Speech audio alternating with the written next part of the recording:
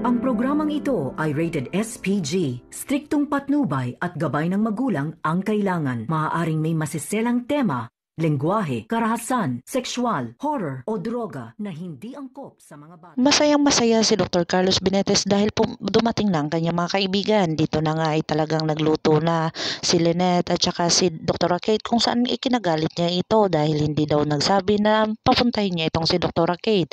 Dito na nga ay talagang nanghingi pa ng pasensya itong si Lynette dito kay Dr. Carlos Benetes at sa susunod daw ay sasabihin niya na kung sino ang papupuntahin niya dito sa kanilang tahanan. Dito na nga ay talagang nakasimangot itong si Dr. Carlos Benetes pero napawi naman ito dahil sa dumating nga ang kanyang mga kaibigan. Dito na nga tinawag niya itong si Lynette upang magsimula na dahil nagugutom na daw ang kanyang mga kaibigan kung saan paglabas ni Lynette ay talagang nagtataka itong si Dr. Carlos Benetes dahil napaka sexy ng suot nito at talagang ayaw niya ito. Dito na nga ay talagang pinapunta niya na sa pagkainan itong kanyang mga kaibigan na kung saan susunod lang sila at may pag-uusapan lang daw. Agad-agad naman itong kinaladkad niya si Lynette upang pabihisin ito dahil napakalaswa daw at wala daw respeto dito sa kanyang mga bisitang doktor.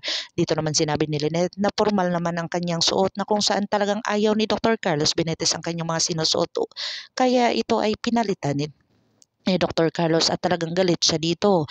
Dito na nga si Dr. Carlos talaga pumili ng kanyang damit upang isuot niya na kung saan pinagkakataka nila ni Dr. Evangelista at saka ni Dr. Kate ang mga ginagawa ni Lynette na kung saan maganda naman ang kanyang suot pero bakit nagbihis pa ito?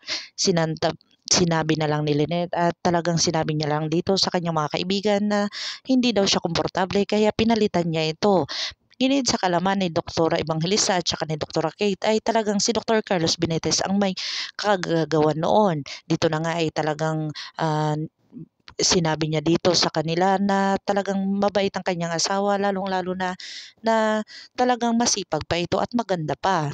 At talagang napagtawanan ng lahat na kung saan talagang sinabi niya dito na may balak daw silang magkaroon ng anak.